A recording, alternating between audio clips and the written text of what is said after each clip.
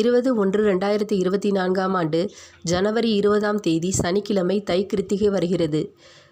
கிருத்திகை நட்சத்திரம் ஜனவரி 20ஆம் தேதி காலை 5:37 மணிக்கு துவங்கி ஜனவரி 21ஆம் தேதி காலை 6:02 வரை கிருத்திகை நட்சத்திரம் உள்ளது.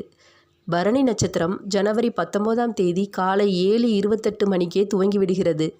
இதனால் ஜனவரி 19ஆம் தேதி பகல் பொழுதிற்கு மேல் உணவு எதுவும் எடுத்துக்கொள்ளாமல் அன்று மாலையில் இருந்தே கார்த்திகை விரதத்தை துவங்கிவிட வேண்டும்.